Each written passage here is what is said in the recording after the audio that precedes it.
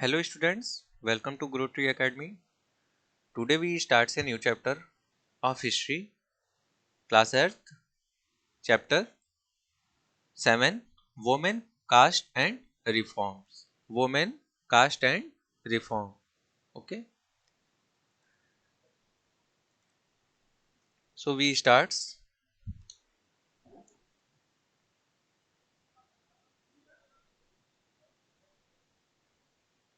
Have you ever thought, क्या आपने कभी ऐसा सोचा है कि how children will live about 200 year ago? क्या आपने ऐसा कभी सोचा है कि 200 years पहले चिल्ड्रंस बच्चों की जो जिंदगी होती थी वो कैसी होती थी, वो कैसे रहते थे? Nowadays most girls from middle class family go to school। और आज के टाइम में, आज के डेट में बहुत सारी गर्ल्स जो मिडिल फैमिली से बिलोंग करती हैं वो स्कूल जाती हैं and often study with boys. और वे बॉयज के साथ स्टडी करती हैं, पढ़ती हैं। On growing up many of them go to college on university. और बड़े होने पे वे उनमें से बहुत सारी कॉलेज और यूनिवर्सिटी जाती हैं and take up jobs after that. और उसके बाद जॉब करती हैं। They have to be adults before they are legally married. और they have to be adults before they are legally married. और लीगली मैरिड के लिए उनका एडल्ट होना जरूरी होता है। And according to law, law के according they can marry anyone they like. और वे जिसे लाइक करें उससे शादी कर सकती हैं from any caste and community. और वो किसी कास्ट और कम्युनिटी, मतलब it means girls marry with anyone they like for from any caste and community. वो किसी भी कास्ट और किसी भी कम्युनिटी के लोगों से शादी कर सकती हैं। And widow can remarry too. और विडो भी दोबारा शादी कर सकती हैं। All women like all man can vote and stand for election. Man की ही तरह वुमेन भी वोट करती हैं और इलेक्शन में पार्टिसिपेट कर सकती हैं। Of course this right are not actually enjoyed by all. लेकिन ये राइट जो है वो सभी लोगों को, मतलब सभी girls, of course this rights are not actually enjoyed by all. और ये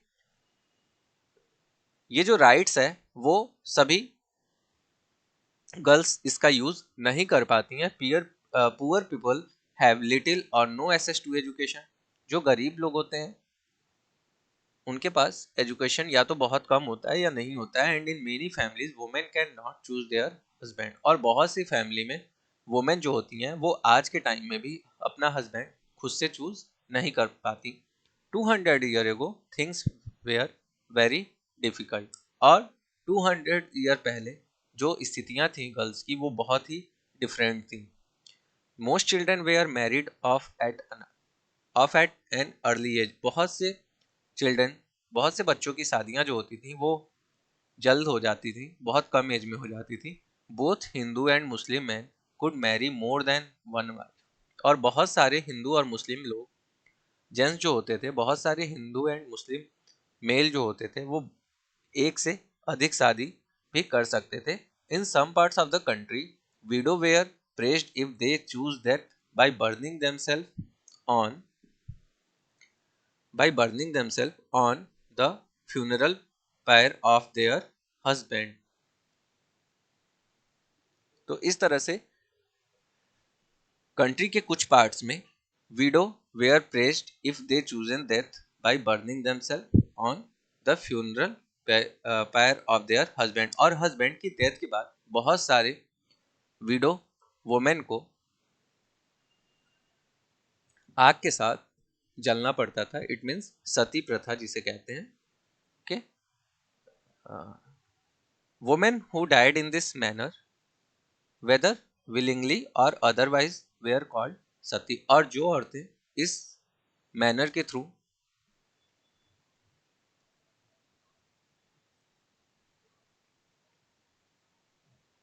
जिस वुमेन की इस मैनर के थ्रू डेथ होती थी उसे सती कहते थे।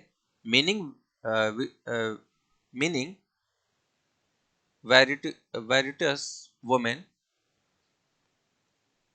Women's right to be property were also restricted.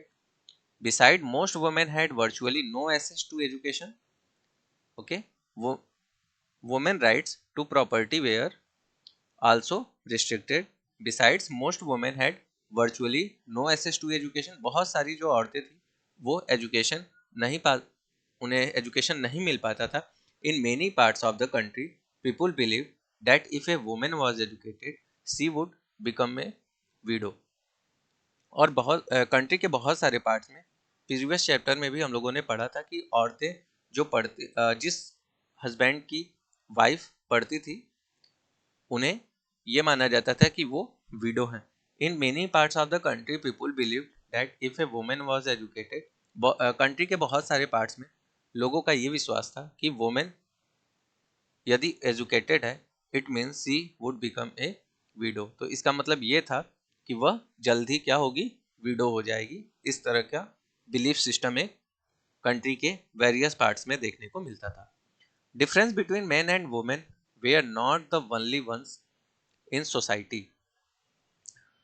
Okay, difference between men and women are not only ones in society. Society में सिर्फ मैन एंड वुमेन के बीच में ही डिफरेंस नहीं थे. In most regions people were divided along lines of caste. People लोग जो है वो कई तरह के कास्ट में डिवाइड थे. Brahmins, Kshatriya considered themselves as upper caste. और ब्राह्मण और क्षत्रिय जो होते थे, मतलब जो लोग ब्राह्मण और क्षत्रिय होते थे, ये इस region Brahmans and Kshatriya religious group के जो लोग भी होते थे वो अपने आप को अपर कास्ट मानते थे. Others such as traders and money lenders were placed after them. और इसके बाद traders and money lenders like Vaishya group आता था. इट मीन्स जो टॉप प्रियोरिटी होती थी वो ब्राह्मण और क्षत्रिय ग्रुप की होती थी. और फिर उसके बाद Vaishya, then came peasants and artisans such as weavers and potters. और उसके बाद शूद्र आते थे जिनमें किसान होते थे, कुम्हार होते थे और बुनकर होते थे. इस ग्रुप के जो लोग होते थे उन्हें शूद्र बोला जाता था. At the lowest rung were those who labour to keep cities and village clean और work at job that upper caste considered polluting, that is it could lead to the loss of caste status. और ये लोग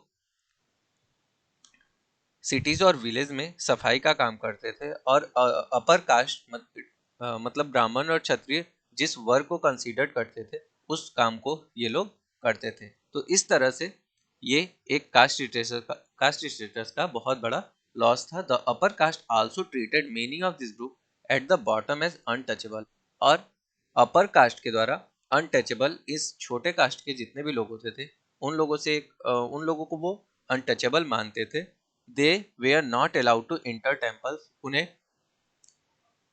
temples में जाने की अनुमति नहीं थी, वे टेम्पल्स नहीं जा सकते थे. Draw water from the wells, कुएं से पानी नहीं भर सकते थे, used by the upper caste. और bath in ponds where upper caste bath. और वे उस पॉन्ड्स और वेल को यूज नहीं कर सकते थे जहां अपर कास्ट के लोग जिस पॉन्ड्स या वेल का यूज करते थे. They were seen as inferior human being. उन्हें निम्न दर्जे का मनुष्य माना जाता था. मतलब अपर कास्ट ये मानते थे कि वो लोग जो हैं वो बहुत ही लोवेस्ट हैं, बहुत ही लोवेस्ट ह्यूमन है, मतलब बहुत छोटे आदमी है. Over the 19th and 20th century many of these norms and perceptions slowly changed. Let us see how this happened. But 19 and 20 century में बहुत सारे कानून और नियम धीरे धीरे बदलते गए और देखते हैं कि इस ये सब कैसे हुआ, how this happened. Okay, in next heading working towards change. Working towards change.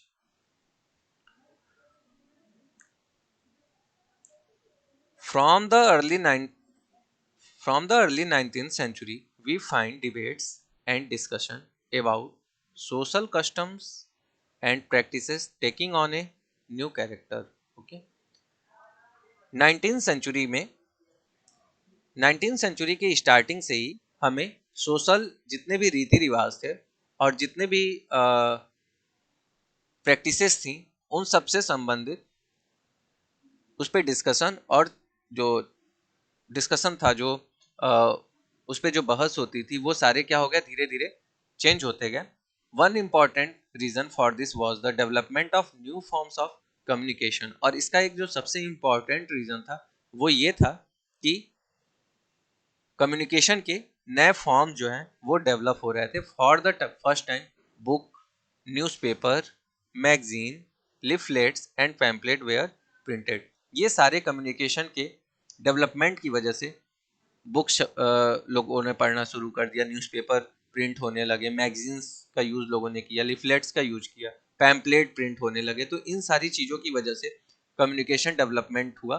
This were far cheaper and far more accessible than the manuscript that you have read about in class 7. और class 7th में जो Manu script हम लोगों ने पढ़ा है, Manu script के बारे में, उसमें भी उसका भी लोग जो है वो बहुत ही सस्ती होती थी, इसलिए उसका यूज लोगों के द्वारा किया जाता था. This were far cheaper and far more accessible than the manuscript that you have read about in class 7. तो इस तरह से क्लास 7th में हम लोगों ने जो मनुस्मृतियां पढ़ी थी, therefore ordinary people could read this and many of them could also write and express their idea in their own language. इसमें बहुत सारे सामान्य लोग इस चीज़ों को लिखते थे और इसमें बहुत सारे लोगों के आइडियोलॉजी थी जो वेरियस लैंग्वेज में लोगों के द्वारा अपने अपने लैंग्वेज में लिखी गई थी. Also kind of issue social, political, economic and religious could now be debated and discuss by men and sometime by women as well in the new cities. और हर तरह के issues like social, political, economical and religious, ये जितने भी debates होते थे वो discuss किए जाते थे बाय मैन एंड कभी कभी औरतों के द्वारा भी ये डिस्कशन किया जाता था. The discussion could reach out a new wider public and could become link to movement for social changes. और इस तरह से ये जो डिस्कशन था वो आम जनता तक पहुंच सकता था, हर एक लोगों तक पहुंच सकता था. और ये सोशल चेंजेस के आंदोलन से जुड़ी होती थी. This debates were often initiated by Indian reformers and reform group. और इस तरह के डिबेट जो होते थे वो ज़्यादातर इंडियन सोशल रिफॉर्मर्स जो थे, जैसे जितने भी हमारे सोशल रिफॉर्मर्स थे लाइक राजा राम मोहन राय, उन लोगों के द्वारा ये किया जाता था या उन रिफॉर्मर ग्रुप के द्वारा किया जाता था. One such reformer was Raja Ram Mohan Roy. Raja Ram Mohan Roy born in 1772 and he died in 1833. He founded a reform association known as the ब्रह्म सभा.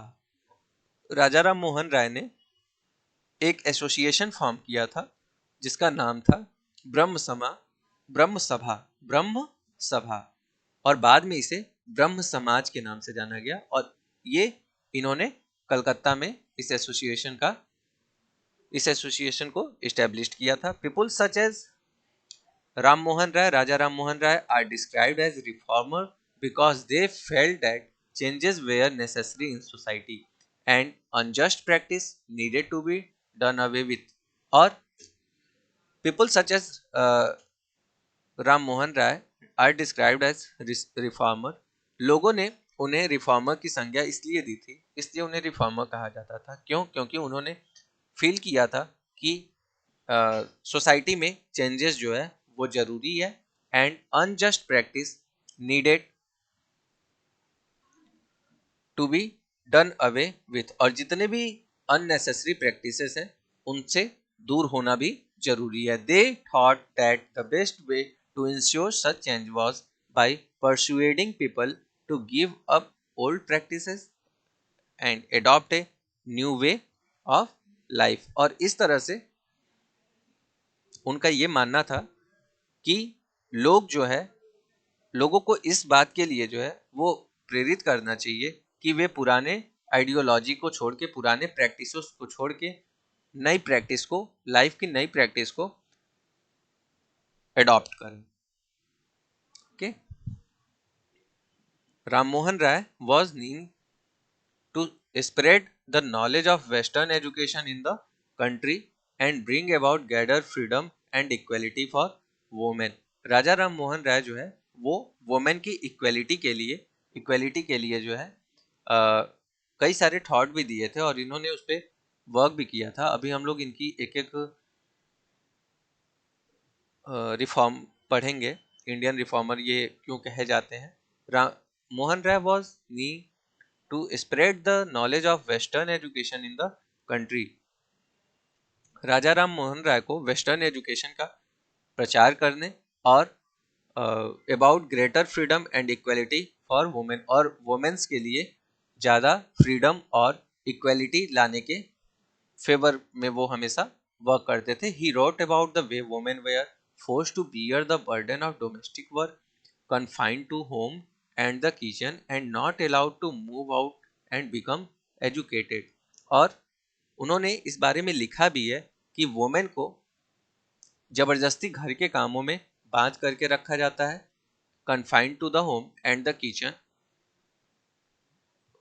इट मीन महिलाओं को ज्यादातर घरेलू कामों में बांध कर रखा जाता है और उनकी दुनिया जो है वो घर से लेकर के किचन तक ही सिमट जाती है। And not allowed to move out and become educated, और उन्हें बाहर जाने की अनुमति नहीं होती है, वो बाहर नहीं जा सकती और इस वजह से वो एजुकेटेड नहीं हो पाती हैं।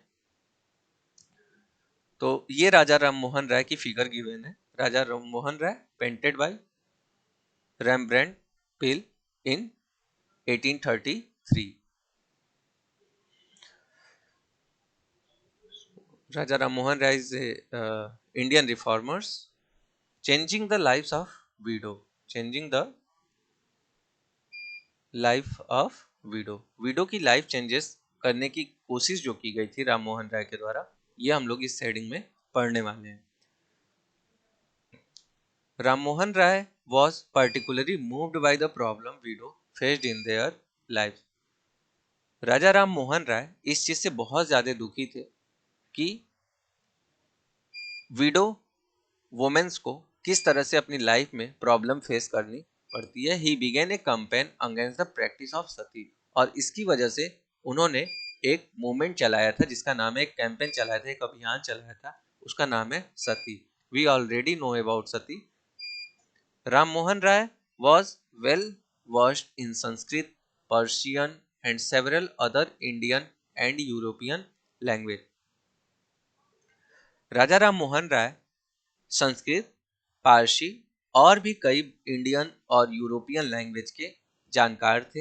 ही tried to show through his writing that the practice of widow burning had no sanction in ancient text, और उन्होंने अपने राइटिंग के थ्रू ये चीज को प्रूव करने की कोशिश की थी कि कहीं भी हमारे एंशिएंट टेक्स्ट में भी, हमारे कहीं भी प्राचीन ग्रंथों में भी औरतों के जलाने की जो बात है वो नहीं लिखी हुई है। By the early 19th century, as you have read in chapter 6, 19th century के स्टार्टिंग में, जैसा कि चैप्टर 6 में गिवन है, चैप्टर 6 में आपने पढ़ा है कि many British official had also begun to criticise Indian tradition and custom, की बहुत सारे ब्रिटिश ऑफिसर ने भारत के ट्रेडिशन और कस्टम पे क्रिटिसाइज किया है, मतलब उस पे दखल दिया है। They were therefore more than willing to listen to Ram Mohan Roy who was reputed to be learned man. Okay, तो वे राजा राम मोहन राय के विचारों को सही मानते थे। क्यों? क्योंकि वो एक विद्वान माने जाते थे। इन 1989 सती वॉज बैंड, और इसलिए 1829 में सती प्रथा जो है वो बैंड की गई थी। मतलब जो विडो को जो हस्बैंड के साथ जलाया जाता था, वो प्रथा, वो सती प्रथा 1829 में बैन कर दी गई। The strategy adopted by Ram Mohan Roy was used by later reformer as well। और राजा राम मोहन राय ने इस अभियान के लिए जो भी रणनीति, जो भी स्ट्रेटेजी अपनाई थी, वो उसे बाद में whenever they wish to challenge a practice that seemed harmful, they tried to find a verse or sentence in the ancient sacred text that support their point of view, that support their point of view। इस तरह से राजा राम मोहन राय ने इस अभियान के लिए जो भी स्ट्रेटेजी अपनाई थी, उसके बाद उसको रिफॉर्मरों ने भी अपनाया था। Whenever they wish to challenge a practice, और जब भी वे किसी प्रैक्टिस सिम्ड हार्मफुल, और जब भी वे किसी हानिकारक प्रथा, मतलब जितने भी चीजें जो जिससे हमारे society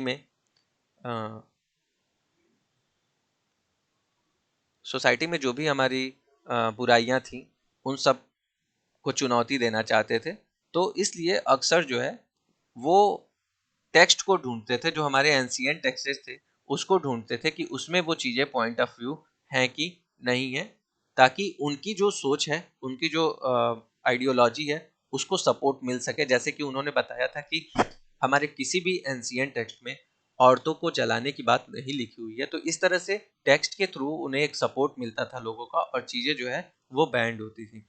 they then suggested that the practice as it existed at present was against early tradition। और इसके बाद वे दलील देते थे, बताते से सजेस्ट करते थे कि संबंधित वर्तमान जो हमारे रीति रिवाज हैं, वो हमारे परंपरा के, हमारे प्रैक्टिस के खिलाफ हैं। तो इस तरह से राजा राम मोहन राय के ये changing the lives of widows हम लोग पढ़ रहे थे।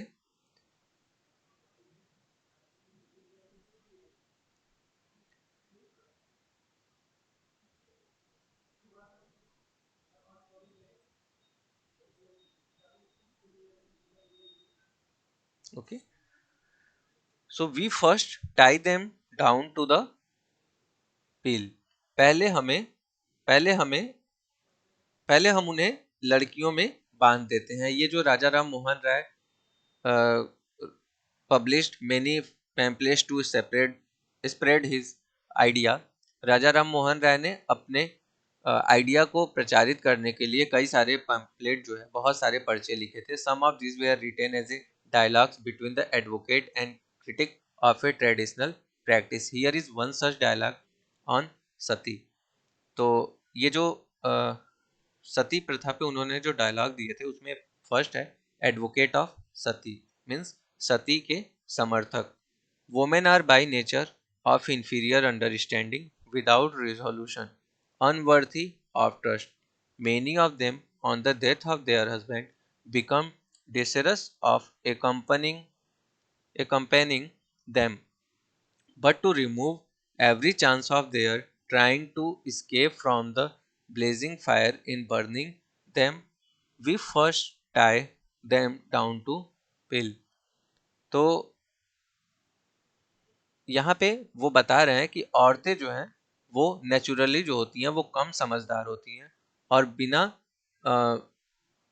विदाउट रिसोल्यूशन, अनवर्थी ऑफ ट्रस्ट, और उनके पास जो है वो भरोसे के योग्य नहीं होती हैं, कम पढ़ी लिखी होती हैं, कम समझदार होती हैं, उनके पास वो रिसोल्यूशन नहीं होती हैं उनके पास, मतलब वो कम दृढ़ संकल्पित होती हैं किसी भी चीज को वो मतलब एज कंपेयर टू मैन, वो नेचुरली जो होती हैं वो इंफीरियर अंडरस्टैंडिंग उनमें होती है। Many of them on death of their husbands become desirous of accompanying them. और उसमें से बहुत सारी खुद ही अपने हस्बैंड की डेथ के बाद जो है वो उसके साथ जाने की कामना करती हैं, but to remove every chance of their trying to escape from the blazing fire. और वे कहीं जो आग जल रही थी उससे भाग ना निकले, इसलिए उन्हें चिता की लकड़ियों में जो है कस करके बांध दिया जाता। तो ये एडवोकेट ऑफ सती दिया हुआ है कि किस तरह से उन्हें उनके हस्बैंड के साथ जला दिया जाता था। ओपोनेंट ऑफ सती, और ये वो हैं जो सती के विरोधी हैं। When did you ever afford them a fair opportunity of exhibiting their natural capacity? आप लोगों ने वुमेन्स के नेचुरल कैपेसिटी जो है उसके प्रदर्शन का सही मौका उन्हें कब दिया? How then can you accuse them of want of understanding? और क्या आप उन्हें यह कह सकते हैं कि आप उनमें समझ नहीं होती है? If after instruction in knowledge and wisdom a person can not compress on retain what has been taught him, we many considered him as difficult. But if you do not educate women, how can you see them as inferior? और अगर knowledge और education के बाद भी कोई भी व्यक्ति ये नहीं समझ सकता और उसे पढ़ाई गई चीज़ें को वो एडॉप्ट ना कर पाए, तो हम उसे अक्षम मान सकते हैं।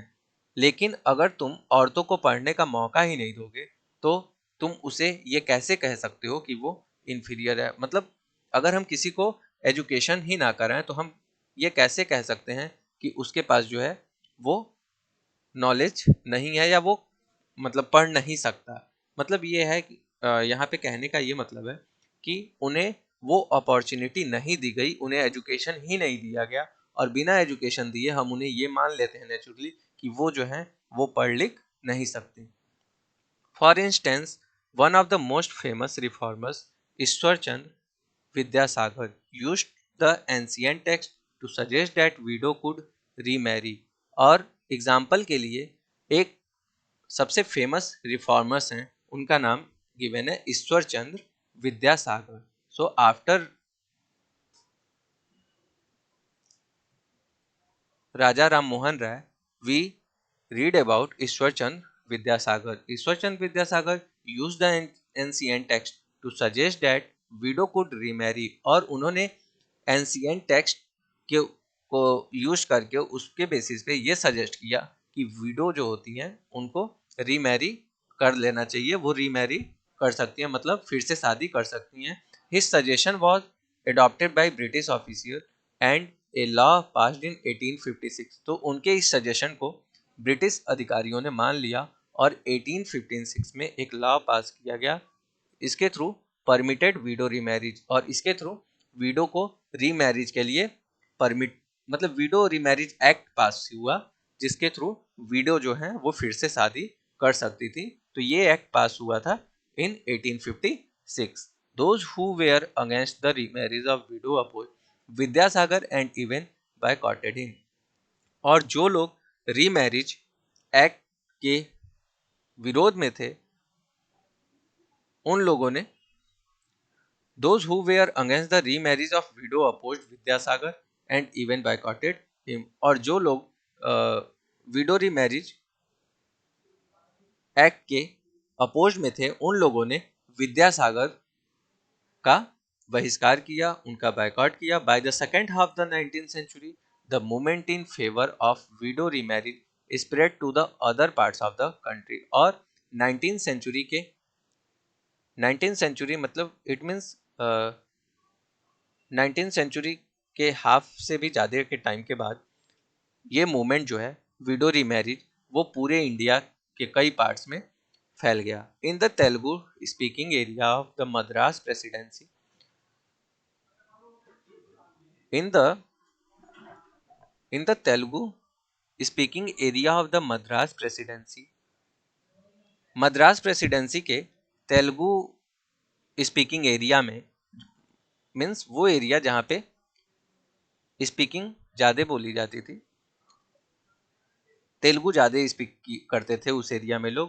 In the Telugu speaking area of the Madras presidency, means Madras presidency के तेलुगु बोलने वाले इलाकों में वीरेशलिंगम पंतुलु ने विडो रीमैरिज एक्ट के समर्थन में एक ऑर्गेनाइजेशन बनाया था। Around the same time, young intellectuals and reformers in Bombay place themselves to working for the same cause. In the north, Swami Dayanand Saraswati who founded reform associated called Arya Samaj. और लगभग उसी टाइम में बॉम्बे और बॉम्बे में कई युवाओं ने और सुधारकों ने भी विधवा विवाह के प्रचार प्रसार का काम किया। उत्तर में, नॉर्थ में, Swami Dayanand Saraswati who founded the reform association called Arya Samaj, और स्वामी दयानंद सरस्वती ने नॉर्थ में आर्य समाज की स्थापना की थी। तो पिछले पेज पे हम लोगों ने देखा था कि ब्रह्म समाज की स्थापना किसने की थी? राजा राम मोहन राय ने की थी। एंड आर्य समाज was founded by Swami Dayanand Saraswati, also supported window remarriage, और स्वामी दयानंद सरस्वती ने भी विडो रीमैरिज एक्ट को सपोर्ट किया था जो 1856 में पास हुआ था। At the number of window who actually remarried remained low. Those who married were not easily accepted in society, and conservatives group continue to oppose the new law. और इसके बावजूद भी जो विडो वुमेन्स थी उनकी संख्या जो है, इसके बाद भी ऐसी विडो बहुत कम थी जो विडो रीमैरिज एक्ट के थ्रू शादी करना चाहती थी। Those who married were not easily accepted in society and conservative group continue to oppose the new law. और जितने भी कंजर्वेटिव ग्रुप के लोग थे वो लोग इस लॉ का अपोज कर रहे थे, और इस वजह से समाज जो है, सोसाइटी जो है, वो उसे इजीली एक्सेप्ट नहीं करती थी। तो कंजर्वेटिव ग्रुप वो ग्रुप थे जो पुराने आइडियोलॉजी को ही मानते थे, रूढ़िवादी ग्रुप थे वो। Girls being going to school, girls being going to school, लड़कियां स्कूल कैसे जाने लगी? ईश्वर Chandra Vidyasagar. Many of the reformers felt that education for girls was necessary in order to improve the condition of women. बहुत सारे reformers का ये मानना था कि गर्ल्स के लिए एजुकेशन जो है वो बहुत ज़रूरी है, जिससे वुमेन की कंडीशन को इम्प्रूव किया जा सके। Vidyasagar in Calcutta and many other reformers in Bombay set up school for girls. So इसी के लिए कलकत्ता में विद्यासागर और बॉम्बे में कई सारे रिफॉर्मर्स ने गर्ल्स के लिए स्कूल सेटअप किए। When the first school were opened in the mid 19th century, many people were afraid to them. और इसी के लिए मिड 19th सेंचुरी में first women school first school open किए गए थे for the girls. They fear that school would take girls away from home, prevent them from doing their domestic duties. और school खुलने की वजह से बहुत सारे जो लोग थे वो डरते थे। क्यों? क्योंकि लोगों के अंदर ये डर था कि स्कूल जाने वाली लड़कियां जो है वो घर का काम नहीं कर पाएंगी, और स्कूल जो है वो उन लड़कियों को मतलब घर से दूर कर देंगे और उन्हें घर का काम नहीं करने देंगे। Moreover girls had to travel through public places in order to reach school. Many people felt that this would have a corrupting influence on them. They felt that girls should stay away from public space. Therefore, throughout the 19th century, most educated women are taught at home by liberal fathers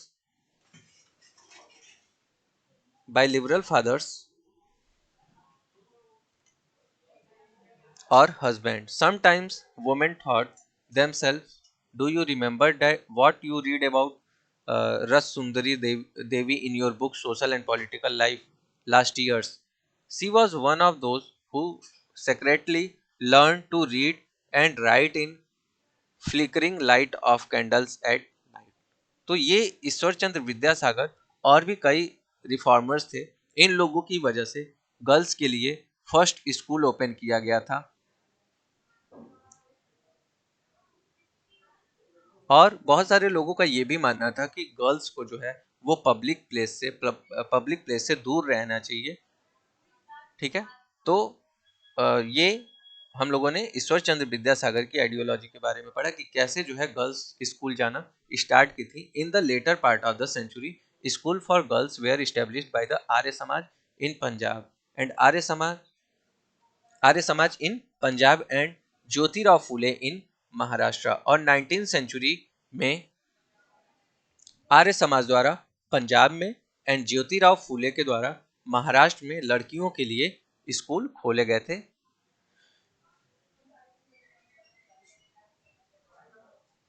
और ये figure में हम लोगों को दिख रहा है कि ये जो है वो स्टूडेंट हैं हिंदू महिला विद्यालय की, और ये फिगर है 1875 का।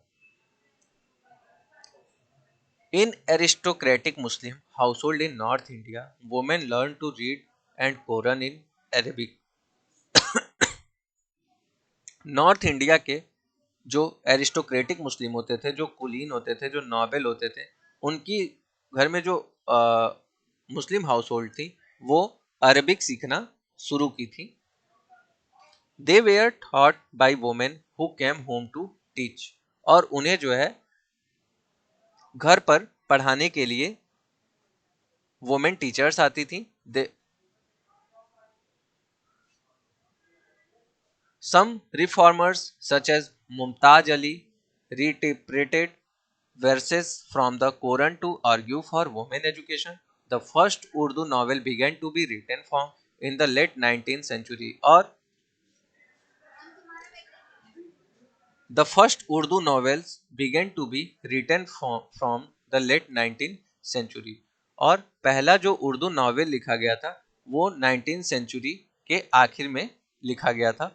Amongst other things, these were meant to encourage women to read about religion and domestic management in a language they could understand। और इस नॉवेल से औरतों को जो है इस बात के लिए इनकरेज किया जाता था कि वे घरेलू कामकाज को अपने संभाल सकें और अपनी लैंग्वेज को समझ सकें। तो ये women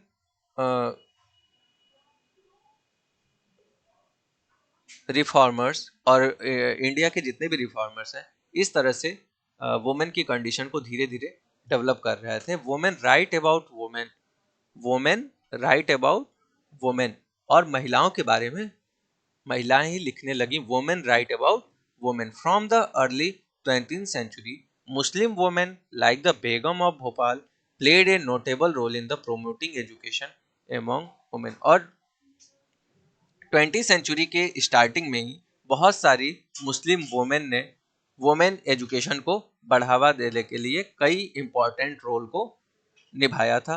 they founded a primary school for girls at Aligarh, और अलीगढ़ में प्राइमरी स्कूल ओपन किए गए थे गर्ल्स के लिए। Another remarkable women Begum Rokeya Sakhawat Hossain started school for Muslim girls in Patna and Calcutta. और पटना और कलकत्ता में बेगम रुकैया सखावत हुसैन ने भी वुमेन्स के लिए मुस्लिम गर्ल्स के लिए स्कूल स्टार्ट कराया था। सी was a fearless critic of conservative idea, arguing that religious leader of every faith accorded an inferior place to women। और वो जो है कंजर्वेटिव आइडिया की जो है उन्होंने आलोचना की थी, वो उसको नहीं मानती थी। और उनका ये मानना था कि हर एक धर्म में, हर एक रिलीजन में जो धार्मिक लीडर्स हैं उन्होंने ही औरतों को जो है निचले पायदान पे रखा है। मतलब औरतों की जो सिचुएशन है वो इसी वजह से नहीं अच्छी हो पा रही है। क्यों? क्योंकि हर एक रिलीजन में जो कंजर्वेटिव लीडर्स हैं उन्हीं की वजह से औरतों की कंडीशन खराब है। By the 1818, Indian women began to enter universities. Some of them trained to be doctors, some become teachers. 1818 से इंडियन वुमेन जो हैं वो यूनिवर्सिटी जाना स्टार्ट की। उनमें से बहुत सी डॉक्टर और बहुत सी टीचर्स बनने लगी। Many women began to write and publish their critical views on the place of women in society. और बहुत सारी महिलाओं ने, बहुत सारे वुमेन ने वुमेन्स की कंडीशन, मतलब सोसाइटी में जो वुमेन की कंडीशन थी उसके बारे में लिखना शुरू कर दिया। Tarabai Shinde women educated at home at Pune. Published a book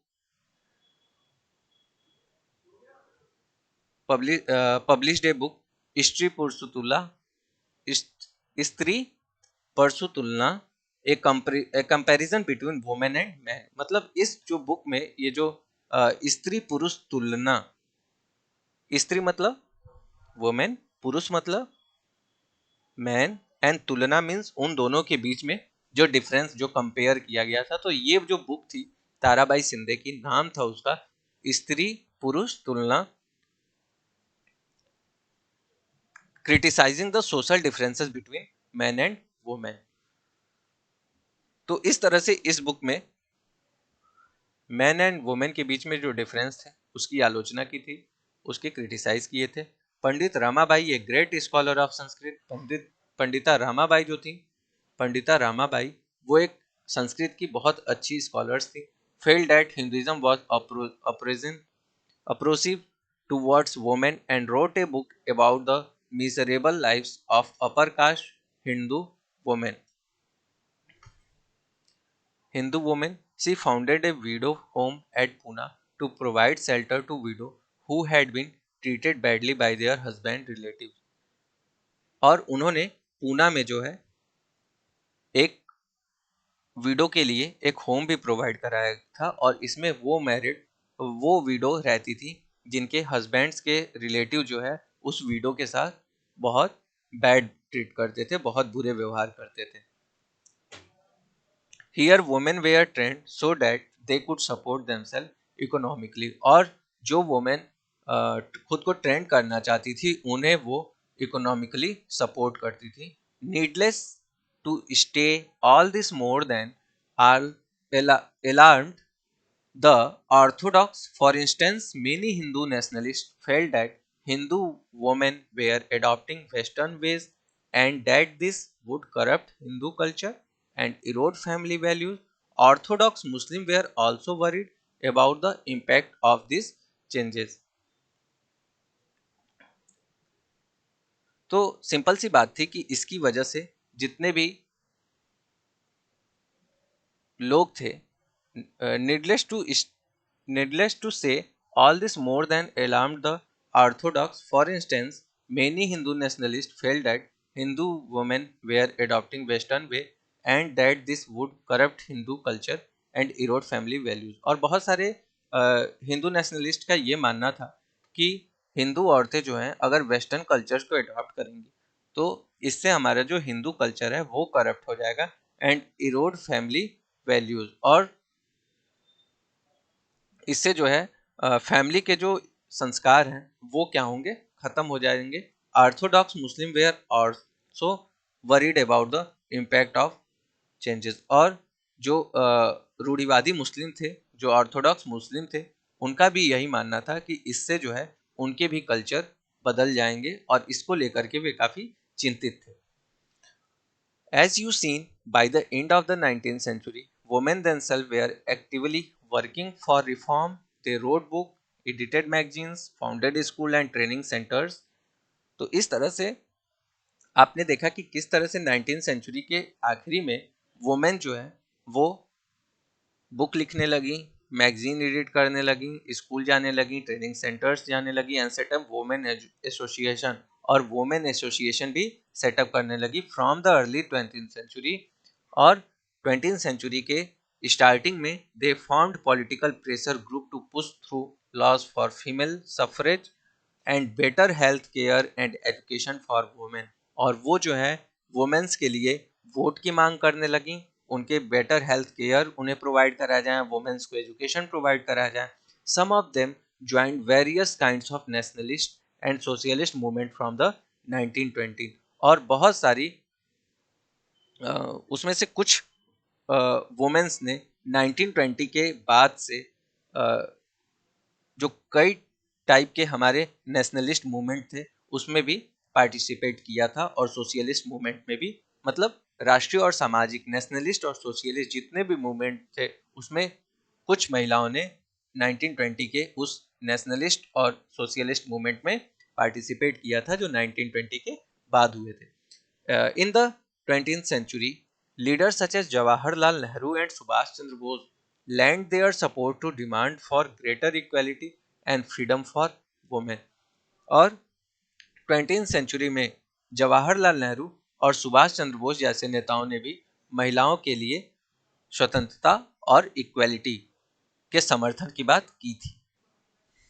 Nationalist leaders promised that there would be full suffrage for all men and women after independence.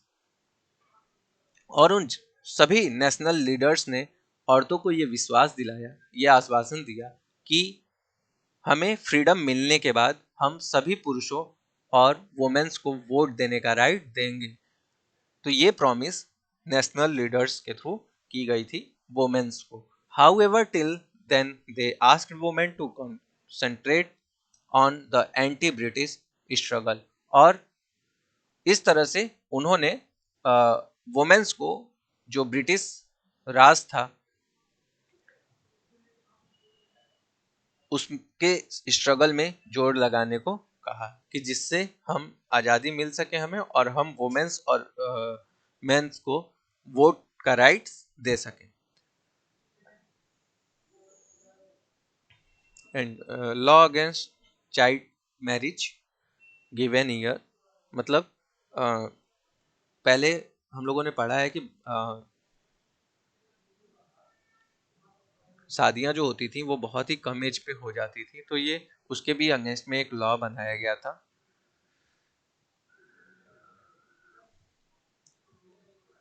सो उसके बारे में डिटेल यहाँ गिवन है. Caste and social reforms. Caste and social reforms. Some of the social reformers we have been discussing also criticize caste inequality. हमने अभी जिन social reformer के बारे में पढ़ा है, उनका जिक्र किया है, उनमें से बहुत सारे कई जो हैं वो कास्ट इनइक्वालिटीज के विरोधी थे. राम मोहन राय translated an old Buddhist text that was critical of caste. The Prarthana Samaj adhered to the tradition of bhakti that believed in spiritual equality of all caste. तो इस तरह से राजा राम मोहन राय ने भी ये कास्ट सिस्टम की आलोचना करने वाले एक पुराने ओल्ड बुद्धिस्ट टेक्स्ट का ट्रांसलेशन किया था. The Prarthana Samaj adhere to the tradition of bhakti that believed in spiritual equality of all caste. और प्रार्थना समाज भक्ति परंपरा का समर्थक था, ठीक है, जिसमें सभी जातियों के स्पिरिचुअल इक्वलिटी पे ज्यादा जोर दिया गया था. इन Bombay the Paramhansa Mandali was founded in 1840 to work for the abolition of caste. और बॉम्बे में 1840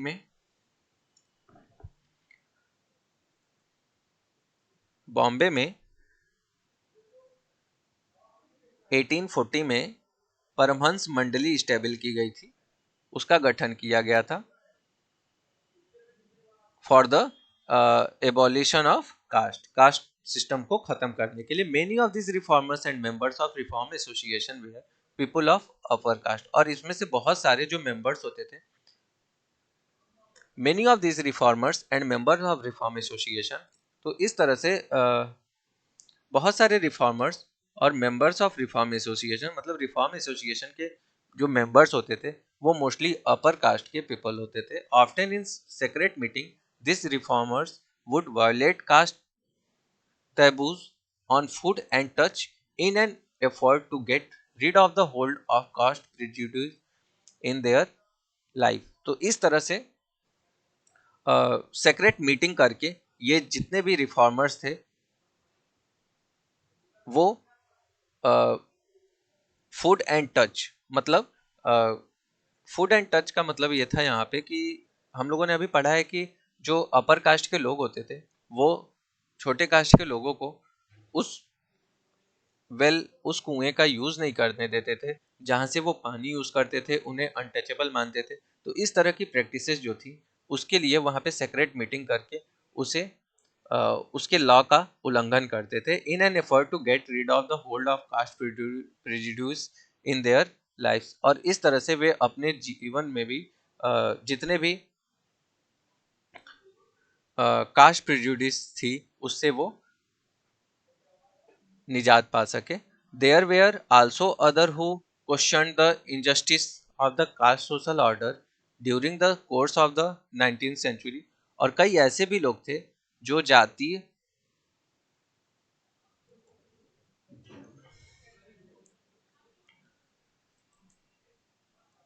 इनमें से कई ऐसे भी लोग थे जो जातीय आधारित समाज मतलब there were also other who question the injustice of the caste social order. और इसमें से बहुत सारे लोग ऐसे भी थे जो जाति आधारित सोसाइटी की व्यवस्था में होने वाले इनजस्टिस के विरुद्ध थे.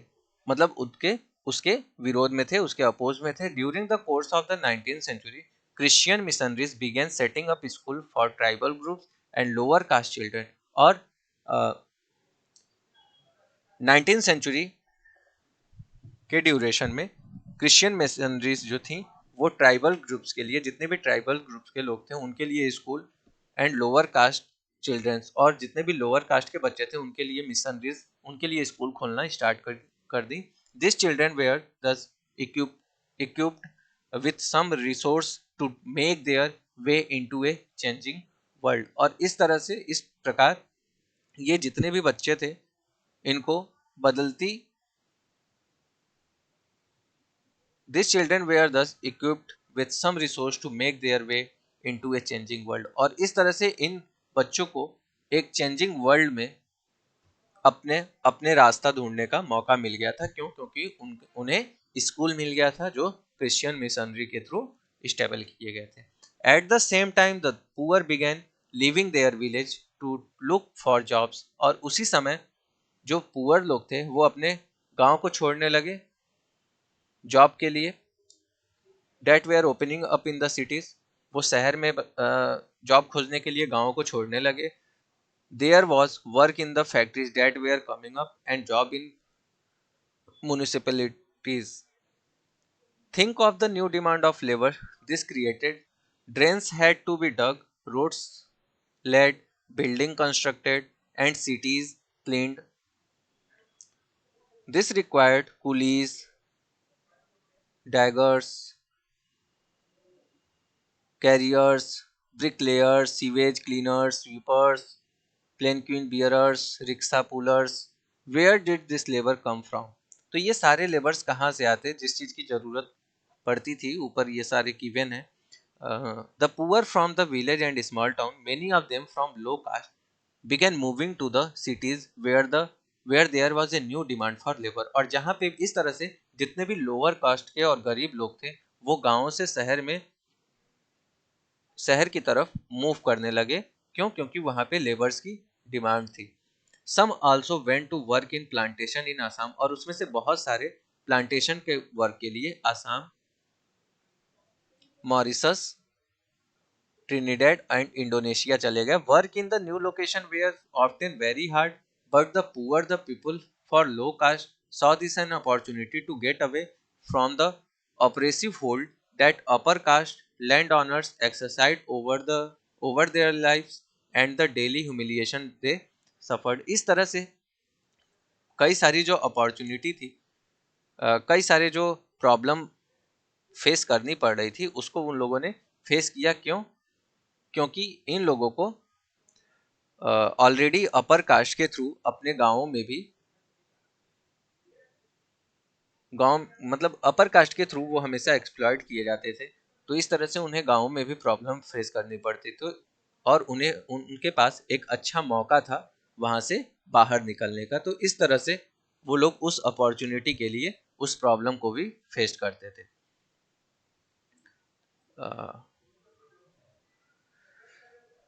Who could produce shoes. जूते कौन बना सकता था? Leather worker have been traditionally held in contempt since they work with dead animals which are seen as dirty and polluting during in the First World War. However, there was a huge demand for shoes for the army's caste prejudice against leather work meant that only the traditional leather workers and shoemaker were ready to supply army shoes, so they could ask for high price and gain impressive profit. तो इस तरह से ये यहाँ पे given है figure में भी कि जूते कौन बना सकता था। तो ये नेक्स्ट हम लोग पढ़ेंगे कास्ट एंड सोशल रिफॉर्म में। There were the other jobs to the army for instance offered opportunity a number of mahar people who were regarded as untouchable found jobs in the Mahar regiment. The father of B.R. Ambedkar, the leader of the Dalit movement, taught at an army school. और इस तरह से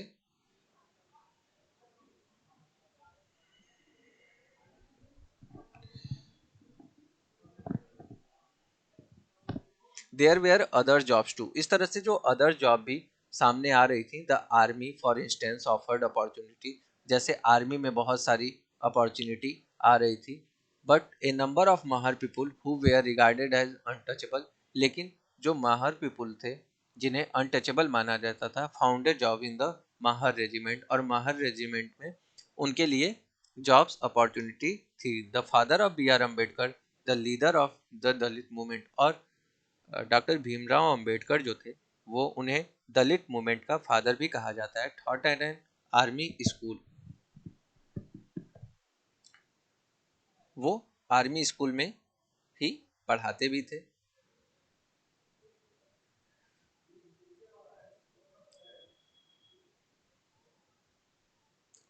the father of B R Ambedkar, the leader of the Dalit movement. तो यहाँ पे B R Ambedkar ने कई सारे मूवमेंट्स स्टार्ट किए थे जो दलित के लिए थे।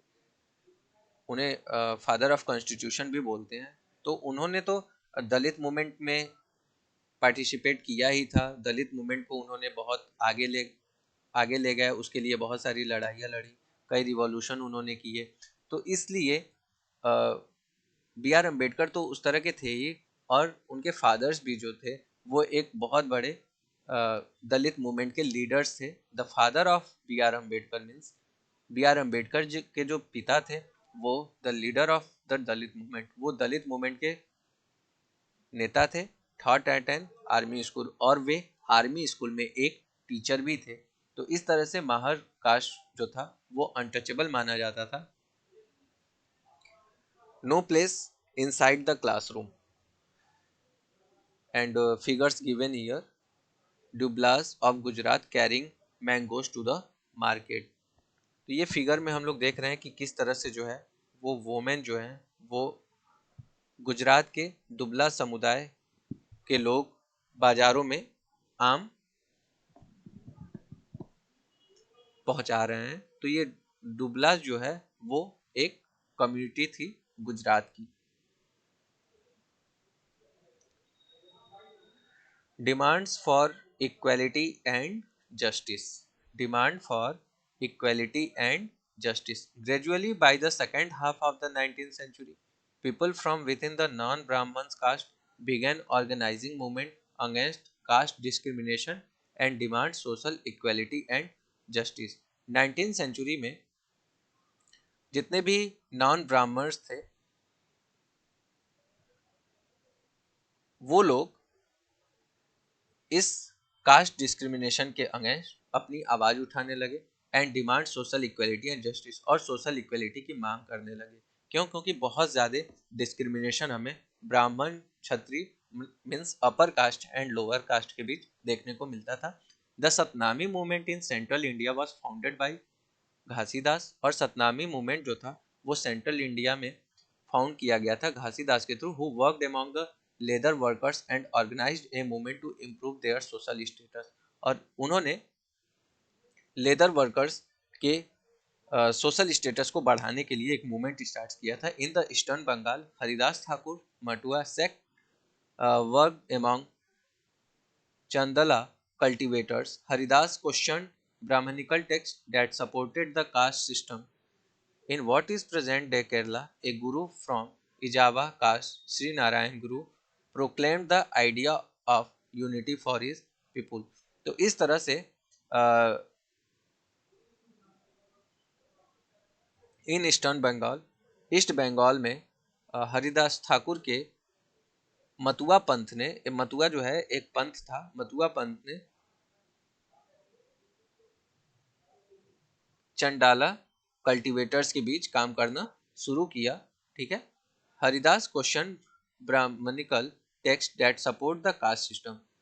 हरिदास का क्वेश्चन था कि ब्राह्मणिकल टेक्स्ट जो हैं वो कास्ट सिस्टम को सपोर्ट करते हैं। In what is present day Kerala a guru from Ezhava caste Shri Narayana Guru proclaimed the idea of unity of for his people. इस तरह से एझावा जाति के, एझावा कास्ट के श्री नारायण गुरु ने अपने लोगों के बीच एकता का, इक्वलिटी की आइडियोलॉजी को रखा। उन्होंने he argued against treating people unequally on the basis of caste difference, और उन्होंने कास्ट डिफरेंस के बेस पर लोगों के बीच में भेदभाव करने का विरोध किया। According to him all human kind belong to the same caste. उनका यह मानना था कि सभी ह्यूमन एक सेम कास्ट से बिलोंग करते हैं। One of his famous statement was ओरू जाति ओरू मतम ओरू दैवन मनुष्य मनुष्यनु, one caste one religion one god for humankind. ये मानना था उनका,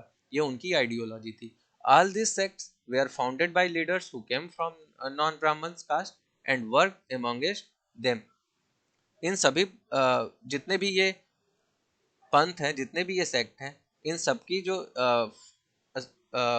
ये सभी ऐसे लोगों ने फाउंड किया है जो नॉन ब्राह्मण जातियों से थे और उनके बीच में ही काम करते थे। They try to change those habit and practice which provoke the contempt of dominant caste. They try to create a sense of self esteem among the subordinate caste. और इस तरह से उन्होंने उन आदत और तौर तरीकों को बदलने का प्रयास किया जो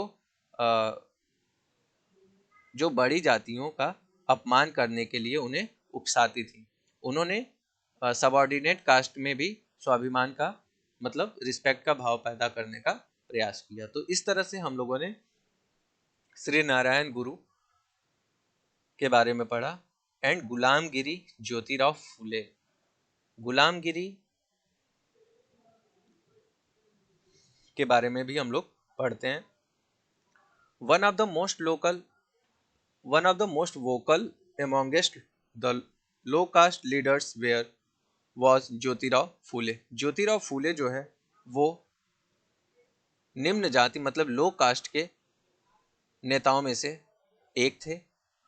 बॉर्न इन 1827, 1827 में वो बॉर्न हुए थे। He studied in school setup bye Christian missionaries, और उनकी स्टडी जो हुई थी वो क्रिश्चियन मिशनरी द्वारा सेटअप किए गए स्कूल में हुई थी। On growing up he developed his own ideas about the injustice of the caste society, और बड़े होने पर उन्होंने अपने idea he developed his own idea, उन्होंने अपने आइडिया को और डेवलप किया about the injustice of caste society, जो कास्ट सोसाइटी में के इनजस्टिस को लेकर के थी। He set out to attack the Brahmins claim that they were superior to others since they were Aryans. उनका ये मानना था कि ब्राह्मण को इस दावे पर, मतलब उन्होंने ब्राह्मण के ऊपर बहुत ज़्यादा हमला किया, बहुत ज़्यादा क्रिटिसाइज किया, और उन्होंने ये कहा कि आर्य होने के कारण वे औरों से क्या हैं, श्रेष्ठ हैं। Phule argued that the Aryans were foreigners who came from outside the subcontinent and defeated and subjugated the true children of the country. और उनका ये मानना था कि आर्य जो है वो विदेशी हैं और वे सब कंटिनेंट के बाहर से आए हैं, और वो इस देश के असली वारसी, मतलब आर्य के आने से पहले यहाँ रहने वाले मूल निवासियों को हरा कर उन्हें क्या करेंगे, गुलाम बना देंगे। तो इस तरह से इतना बड़ा क्लेम उन्होंने ब्राह्मण्स और अपर कास्ट के लोगों पर लगाया था। As the Arya established their dominance, they began looking at the defeated population as inferior, as low caste people. According to the Phule, the upper caste had no right to their land and power. फूले के अनुसार upper caste के लोगों को कोई अधिकार नहीं था कि वो उनके लैंड पे अपने शक्ति मतलब पावर स्टैब्लिश करें। In reality the land belong to indigenous people, the so called low caste. तो इस तरह से उनका ये कहना था कि यह धरती उन यहाँ के देसी लोगों की है। मीन्स वो ये कहना चाहते थे कि यहाँ की जो लैंड है वो लो कास्ट के लोगों के लिए ही है। Phule claim that before Aryan rule there existed a golden age where warriors peasants tilled the land and ruled the Maratha countryside in just and fair ways।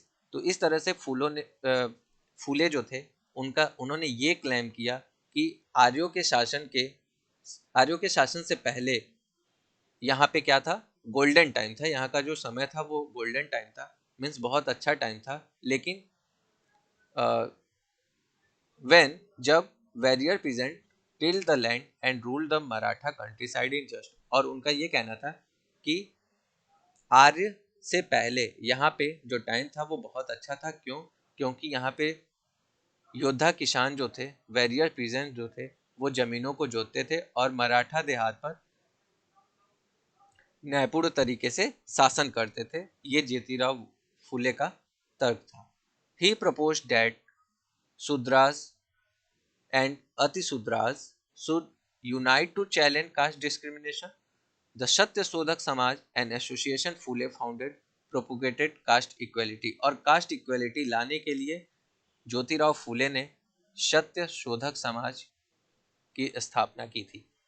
तो इस तरह से ज्योतिराव फुले को हम लोग फिगर 13 में देख रहे हैं। इन 1873 फुले रोट ए बुक नेम्ड गुलामगिरी। 1873 में ज्योतिराव फुले ने एक गुलामगिरी नाम की बुक लिखी थी, और meaning slavery. Some 10 years before this the American Civil War had been fought, leading to the end of slavery in America। तो इस तरह से 10 साल पहले अमेरिका में एक सिविल वॉर हुआ था, जिसके रिजल्ट में अमेरिका में जो है दास प्रथा खत्म कर दी गई थी। स्लेवरी सिस्टम जो था वो खत्म कर दिया गया था। फुले ने फुले ने Phule dedicated his book to all those American who had fought to free slaves, thus establishing a link between the condition of the lower caste in India and the black slaves in America। तो इस गुलामगिरी book के through उन्होंने ये book जो है American को समर्पित की थी, जिससे गुलामों को मुक्ति दिलाने के लिए जो संघर्ष वहाँ पे चला था। इस तरह से उन्होंने इंडिया में भी लोअर कास्ट के लोगों को अमेरिका के काले मतलब अमेरिका में जो ब्लैक लोगों के खिलाफ जो बिहेवियर हो रहा था, बैड बिहेवियर, तो इस वजह से इन्होंने इस गुलामगिरी बुक के थ्रू इंडिया में लोअर कास्ट की कंडीशंस को और अमेरिका में ब्लैक कलर्स के लोगों की कंडीशन को एक साथ रिलेट किया था इस बुक में। As the example shows Phule extended his criticism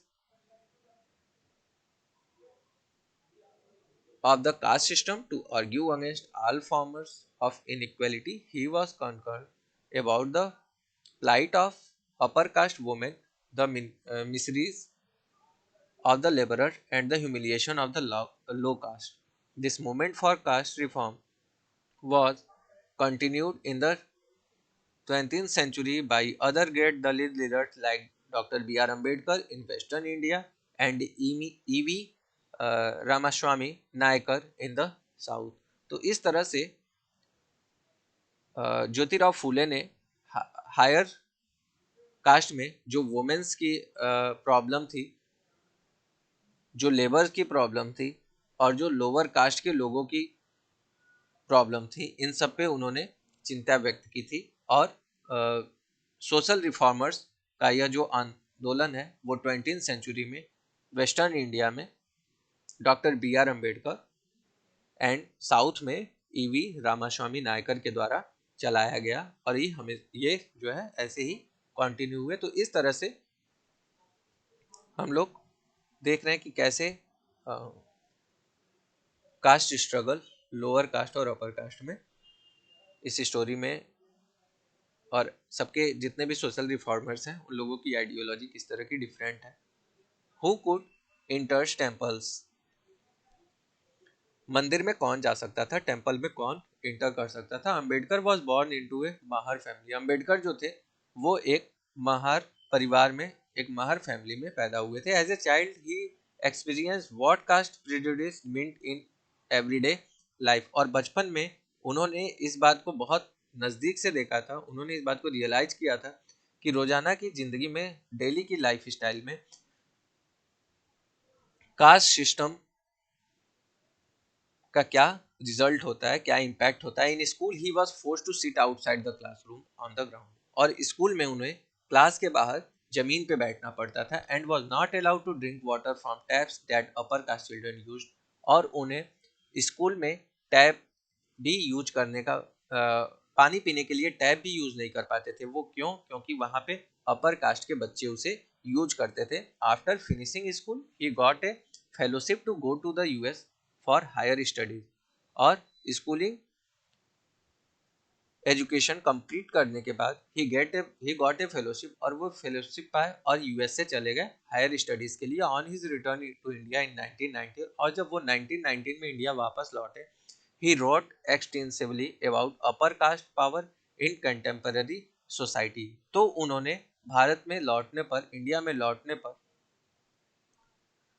higher society के द्वारा जो भी पावर्स थे उन सब के बारे में लिखा। इन 1927 अंबेडकर स्टार्टेड ए टेम्पल एंट्री मूवमेंट। और 1927 में अंबेडकर ने टेम्पल एंट्री मूवमेंट स्टार्ट किया, in which his Mahar caste followers participated, जिसमें महार कास्ट के जो उनके फॉलोअर्स थे वो पार्टिसिपेट किए।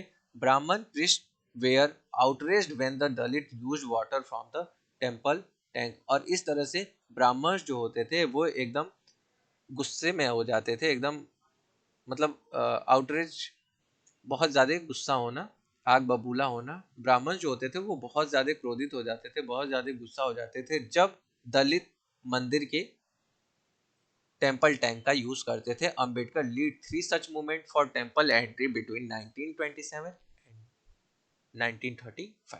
तो 1927 और 1935 के बीच में डॉक्टर बी आर अम्बेडकर ने 3 मूवमेंट्स स्टार्ट किए थे जो टेम्पल एंट्री को लेकर के थे। His aim was to make everyone see the power to of caste prejudice within society. और उनका जो एम था वो यही था कि सोसाइटी में कास्ट प्रेजुडिस पावर कितनी ज़्यादा होती है। और इस तरह से उन्होंने कास्ट, माहर कास्ट के लोगों को और लोअर कास्ट के लोगों को भी टेम्पल एंटर के लिए कई मूवमेंट स्टार्ट किए थे। The non-Brahman movement. In the early 20th century, the non-Brahman movement started. The initiative came from those who non-Brahmans caste that had acquired access to the education, wealth and influence. They argued that Brahmans were heirs of Aryan invaders from the north who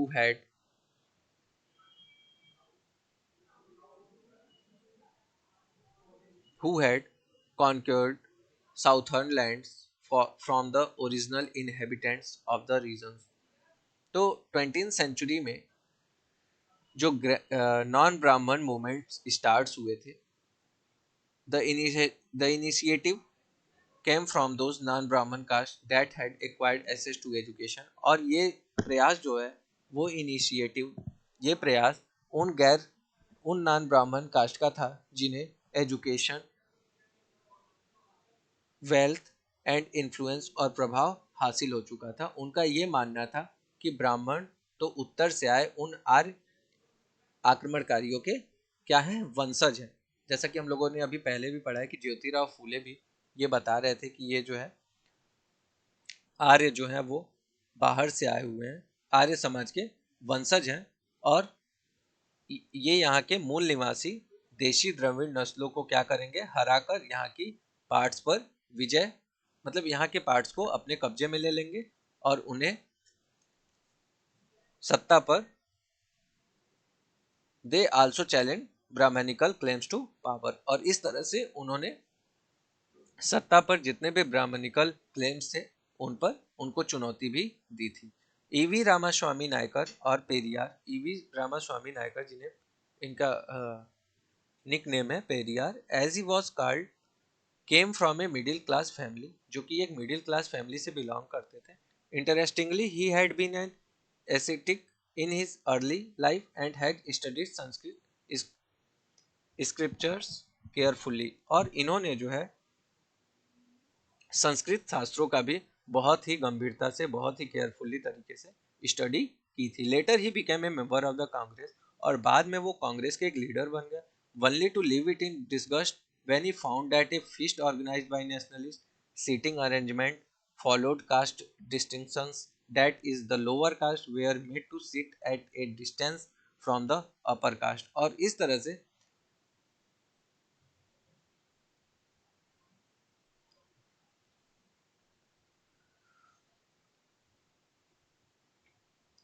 he became a member of Congress only to leave it in, in to leave it in disgust when he found that a feast organized by nationalist। और वो कांग्रेस के नेता सदस्य बने थे, लेकिन जब उन्होंने राष्ट्रवादियों द्वारा आयोजित किए गए एक दावत में ये देखा कि वहां बैठने के लिए जाति मतलब कास्ट सिस्टम के थ्रू जो है लोगों को उस कांग्रेस पार्टी के एक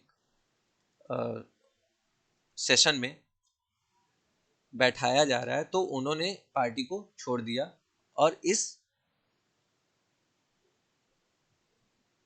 पार्टी में जो छोटे कास्ट के लोग थे और अपर कास्ट के लोग थे, उन लोगों को बैठने के लिए जो बैठने की जो व्यवस्था बनाई गई थी वो एकदम अलग अलग बनाई गई थी, इसलिए इन्होंने वो पार्टी को छोड़ दिया। Periyar founded the self respect movement. He argued that untouchable were the true upholders of an original Tamil and Dravidian culture which had subjugated by Brahmins. He felt that all religion authorities saw social division and inequality as God given। और उनका ये मानना था, उनका ये कहना था कि जो तमिल और द्रविड़ संस्कृति के लोग हैं, जो अछूत हैं, उनको ब्राह्मण ने अपने अपने अधीन कर लिया, अपने अंडर में कर लिया है। और उनका ये मानना था कि सभी जितने भी धार्मिक रिलीजियस लीडर्स हैं और आ, समाज के जो मुखिया हैं, उन लोगों की असमानता को वो गॉड गिवन मानते थे। क्यों? क्योंकि इसलिए सामाजिक समानता के लिए सभी धर्मों से अनटचेबल को खुद मुक्ति पानी होगी। इस तरह से उन्होंने ये बताया कि अनटचेबल जो है वो खुद मुक्ति पा सकते हैं। Periyar was an outspoken critic of Hindu scriptures, especially the codes of Manu, the ancient lawgiver, and the Bhagavad Gita and the Ramayana। Periyar ने हिंदू पुराण के कट्टर आलोचक थे। वो हिंदू स्क्रिप्ट को आलोचना करते थे। उन्होंने खास तौर से मनु द्वारा रचित संहिता भगवद गीता, रामायण की भी आलोचना की थी।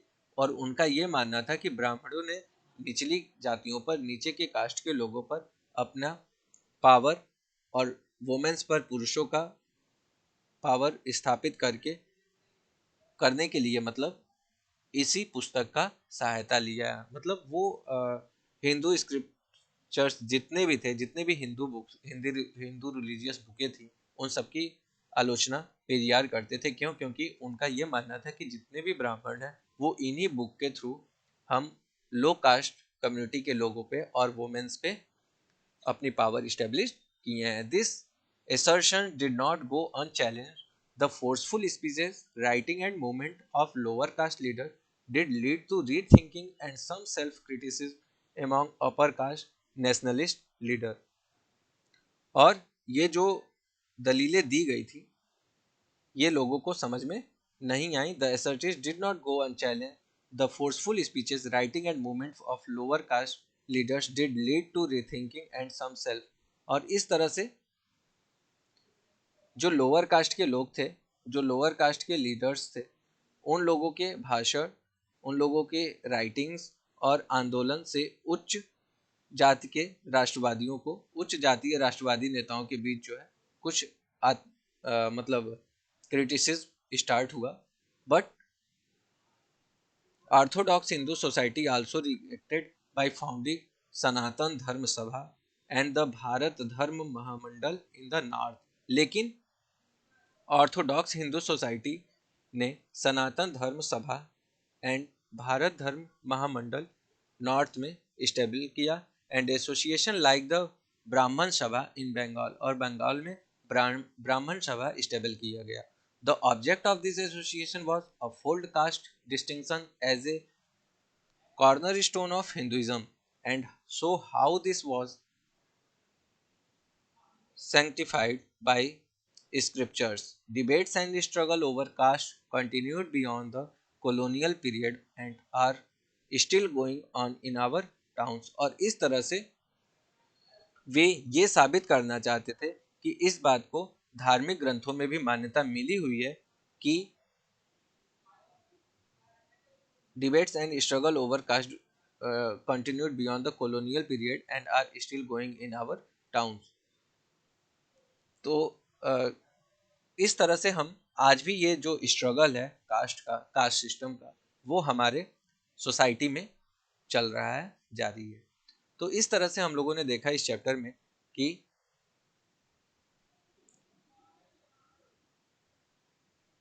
किस तरह से women, caste and reform, caste system कैसे, अपर कास्ट और लोअर कास्ट में किस तरह के डिफरेंसेस हम लोगों ने देखा। बहुत सारे सोशल रिफॉर्मरों के बारे में पढ़ा, जैसे Raja Ram Mohan Roy, Ishwarchand Vidyasagar, Jyotirao Phule and Swami Dayanand Saraswati. And women education भी किस तरह से डेवलप हुआ। तो सती प्रथा, ऑर्गेनाइजिंग फॉर रिफॉर्म, तो ये ब्रह्म समाज के बारे में हम लोगों ने पढ़ा था कि ये जो है वो राजा राम मोहन राय के द्वारा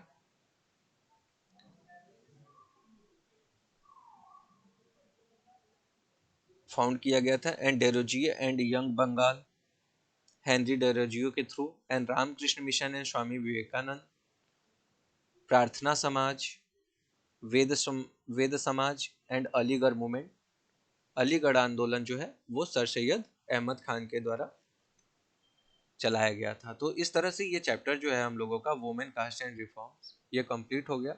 so students please complete your exercise,